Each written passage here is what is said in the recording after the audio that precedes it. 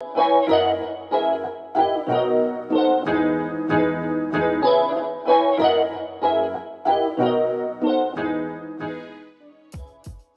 every viewer, it's Every View, and here's my 2-year review. I'm going to start with the first thing you look at when you open your computer, the power button. I'm kidding, it's a screen. I have the high-res model 3200 by 1800 pixels, and the screen is also bezel-less except for the chin. And the screen doesn't get too bright or too dim, most likely because of the glare. But the screen is pretty high quality and good for high-res images and videos. It also has a touchscreen, which I personally don't use often, but it's nice that it's there and it's one of the main features of the XPS 13. Next, the keyboard. It's nothing like Apple's new keyboards. The XPS has a similar key to Apple's older Retina MacBook Pro models. I prefer the XPS keyboard rather than the new MacBooks, mostly because of how it feels. I want more travel and the feeling of pushing down on the buttons rather than the MacBook keyboards with almost no travel. The keyboard does have a good layout and it has backlit keys which come in 2 different phases, low and high, and there's also off.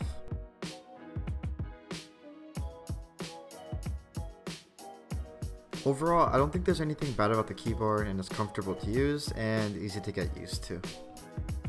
Lower down is the trackpad. The XPS has a soft touch glass trackpad. It uses Windows precision drivers, so it's pretty accurate, and there's usually no problems. It has the general gestures like 2-finger click for right click, 4-finger swipe left or right for switching desktops, down for hiding all windows, and up for seeing all windows. One of the problems I have with this trackpad was that sometimes it would just stop scrolling. To fix this, I had to restart the computer, and it happened fairly frequently, which was pretty annoying. Next to the trackpad is the Palmrest. It's made out of carbon fiber that's supposed to be scratch proof, but really doesn't live up to it.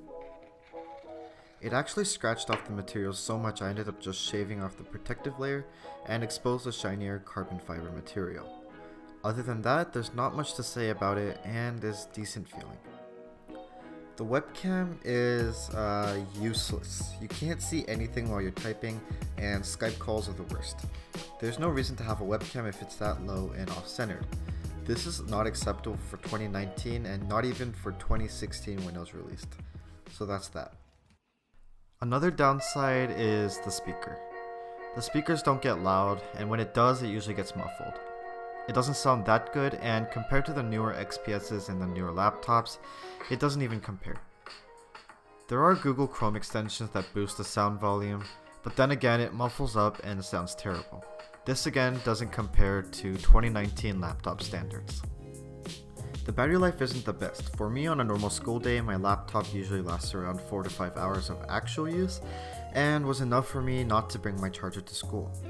Sometimes it has some issues where my computer doesn't sleep, and when I close the lid, the battery just drains itself for a while. That might be something in the battery settings than something I missed over 2 years, but that's unlikely. The hinge has a very annoying issue. It's a stiff hinge so that the touchscreen works properly. The XPS is not one-hand openable, and it's not fun to open up the XPS 13 with something else in my hand. Another thing is that it still wobbles a little and doesn't feel very secure. There's also a little gap on the left part of the hinge but on the right side, and that just bothers me a little bit. The last issue is a pretty well known to the XPS line, and it's Coilwatch, so if I play this very well made game, then you might be able to hear it in the background.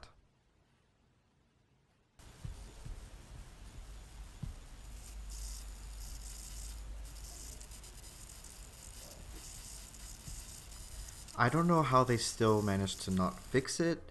It's not that noticeable when there's other background noise like fan, movies, games, or when you're wearing headphones, but when you're in a quiet room like my school classroom, it gets a lot of intention and it seems louder in a quiet, awkward area.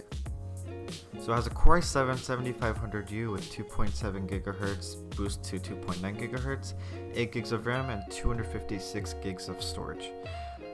The processor is enough, but I think the RAM and the storage are a little bit lacking for 2019. But I think the I/O is pretty good. It has a barrel plug, USB-C, USB-A, a headphone jack, and a power indicator on the left side.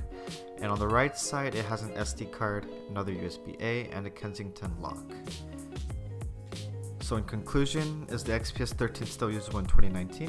Of course, it can be lacking in some ways because of how fast technology is improving over time, but it's still a well-rounded, powerful laptop that can be used in many situations.